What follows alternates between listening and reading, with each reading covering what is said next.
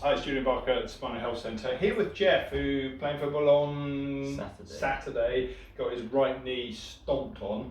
I said, well, this is a great, let's just go through and check and make sure there's nothing going on. Because actually before that you were pretty good, weren't you? Yeah. Okay, so best knee up first. There you go, well done.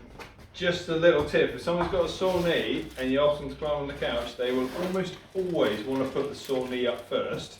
And I definitely had people go, oh, I can't get on the couch, because they back off. So, because they want to stand on the stable knee, just make sure that they put the best knee up first, and then you'll definitely get them on the couch. Okay. What's your PD normally? I think right. Yeah, it's definitely right. And also, Jeff, possibility 2. Wow. Wow, indeed. Okay, so clearly something going on. It clearly there was trauma involved, and it's hard to imagine the phrase "I had my knee stomped on" not being traumatic. So, left hand up behind your back. Yeah, there we go. Arm back down by side. So I'm going to go straight for L4. Definitely be checking L3 in just a moment. Okay.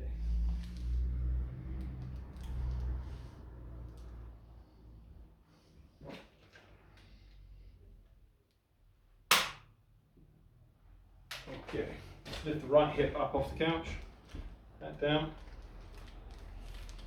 L3 is good, both hands up behind your back together. Both back down by side.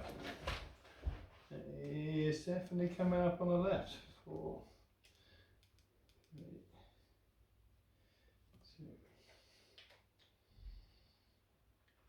2. Okay, right hand up by your face.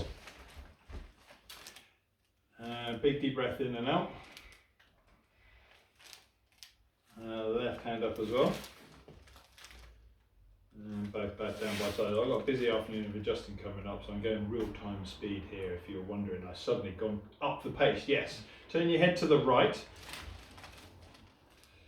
Lift the right shoulder up off the couch and back down. Shrug both shoulders up towards your ears. Back down. Squeeze the right elbow flat against your side and let go. Squeeze the left elbow in and let go. Shrug your shoulders up and roll them back. That is all good. Head back into the centre. For me, certainly a busy day would be 50. Typically 35, 40, but 50 would be busy. Other people do more. Put in your numbers. Who's doing the most adjustments in the day? Where your 300 and 400 people adjustments, just make yourselves known. Let's lift up your head and back down. Tuck your chin down to your chest, back to centre. And there's the C2. Tuck your chin down to your chest. Are you known for heading the ball, Jeff? And defenders, yeah. Yeah, there you go. Definitely puts a lot of pressure on C2. Head back into the centre. Okay, so we'll go straight for the right knee.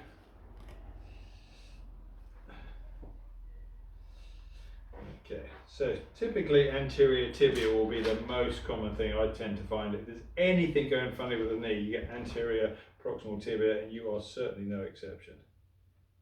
Okay, so we go straight for that one.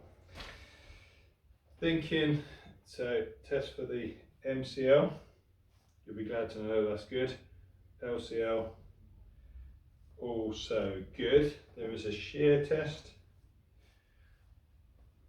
Looks good. Let's go, yeah, fibular head. Quite often, especially defenders, you know, you take a lot of hits, don't you? So do you get a posterior proximal fibular head? Absolutely. The side swipe, eh?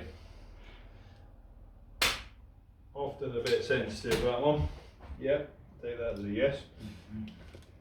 And let's just check out the patella. So yeah, we are definitely going inferior patella. So okay, push both knees down into the couch and let go. The slightest hint of needing to turn somebody over and adjust them, I was thinking, well, let's just check their psoas anyway. Okay, let's turn over onto your back. And we are going to adjust an inferior right patella. So For those familiar with acupuncture, this would be the eye of the knee, so either side of that patella tendon. And I'll go set in 3.